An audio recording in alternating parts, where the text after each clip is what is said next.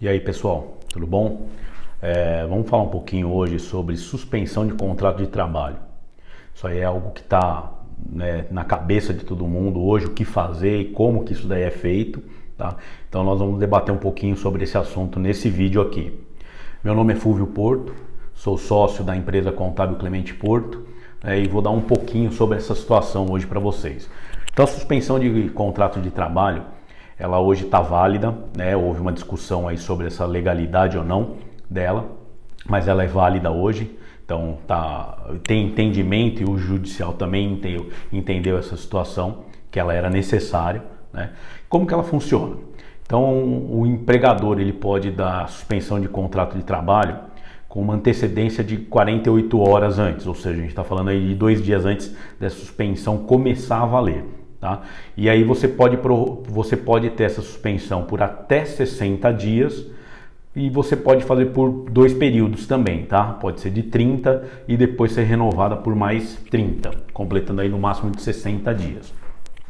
A única coisa que tem que ficar bem atento a essa condição como empregador é o seguinte: se você fizer a suspensão de contrato de trabalho por 60 dias, quando terminar esse período da suspensão, você vai ficar obrigado a manter esse seu funcionário por 60 dias também. Então, durante o mesmo prazo que você tem da suspensão, você tem uma obrigação de manter esse funcionário vinculado na sua empresa. Tá? Então, assim, o que a gente pode colocar aí de situação é você suspendendo o contrato de trabalho. Vamos supor, agora você tem um prazo de até 10 dias para comunicar essa suspensão de contrato de trabalho e o governo, recebendo essas informações, vai ter um prazo de 30 dias para fazer o pagamento desse funcionário. Tá? Então você acaba não tendo mais custo nenhum com esse funcionário, tendo a suspensão de contrato de trabalho, e quem vai ter o custo vai ser o governo federal, que vai pagar isso daí, que é uma ajuda. Tá? Então vamos pensar nisso, que é uma ajuda. Por que eu falo ajuda? Pelo seguinte, o valor que vai ser pago, ele está vinculado ao valor do seguro-desemprego.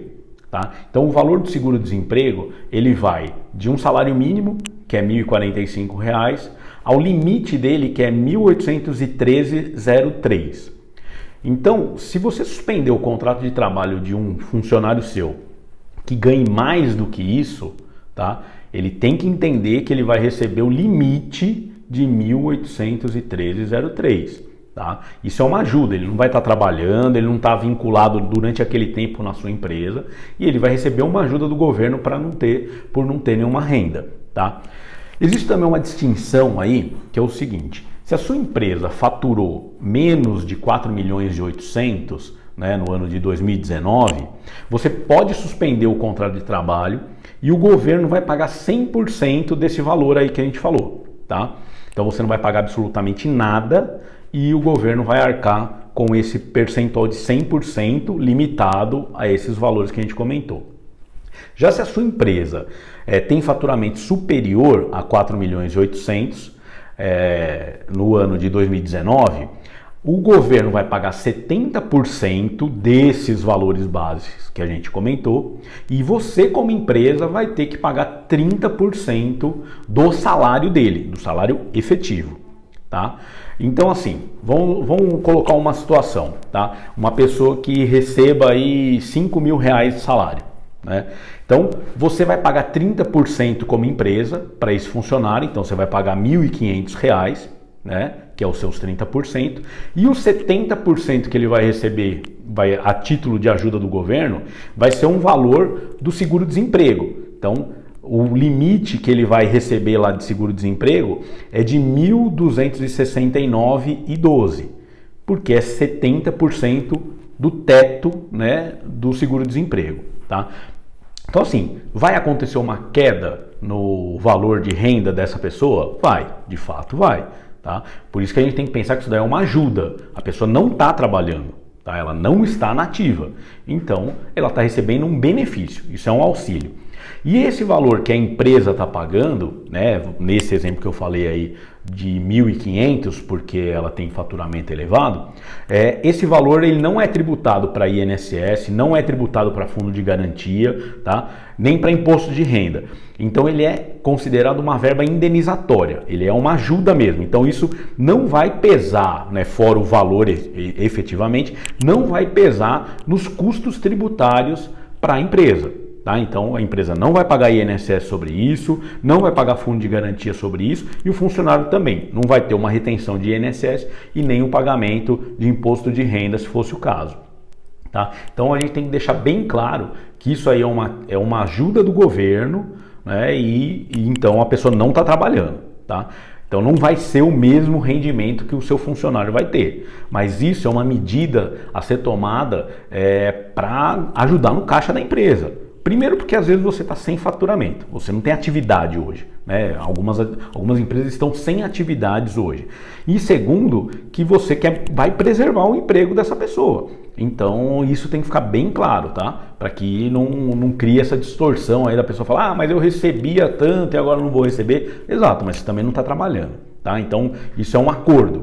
E a situação específica desses acordos, que houve aí uma discussão, foi o seguinte: se você tem funcionários que recebem até 3.145, você pode fazer a suspensão do contrato sem ter nenhum acordo, nenhum consentimento do sindicato. Tá? Funcionários que recebam mais que isso, você tem que fazer o comunicado para o sindicato. Se você não vai fazer através de um acordo, alguma coisa nesse sentido, não tem problema, mas você tem que avisar o sindicato. Tá? Então o sindicato tem que ficar a par que você fez o acordo com fulano, ciclano, beltrano, por suspensão de contrato a partir da data tal até tal prazo. Tá? Então, se forem valores acima desse daí que eu comentei. Tá bom? Então, isso, para falar a verdade, isso quem vai acabar te fazendo e auxiliando é o seu contador, a sua empresa contábil, tá? Porque depois você tem um comunicado a ser feito para o Ministério do Trabalho sobre a suspensão, onde vão ser indicadas a conta do funcionário, porque o crédito vai acontecer direto na conta do funcionário, tá? Desse benefício. Então isso vai ser feito direto por um contador ou uma empresa contábil aí da sua confiança. A gente está aqui, né, tentando esclarecer esse assunto, né? Mas vocês têm que ter esse contato também direto com a empresa contábil de vocês ou o contador de vocês. Tá? Como somos uma empresa contábil, tendo dúvida, tá? Pode ficar à vontade, coloca aí a sua dúvida que a gente vai procurar responder. Bom, procurei aí esclarecer um pouquinho sobre esse assunto, né? Que é bem pertinente e é o que precisa tomar algumas decisões. Algumas empresas só vão sobreviver se tomarem essas decisões.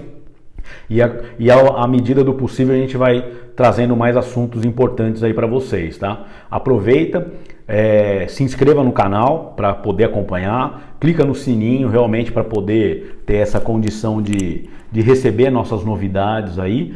Nos seguem, né, nas redes sociais, porque isso daí vai ser interessante para você ter material e de repente para você também passar para alguém que você conheça aí, que seja empresário ou às vezes até mesmo funcionário e quer saber sobre essas informações, tá bom? Obrigado aí, gente.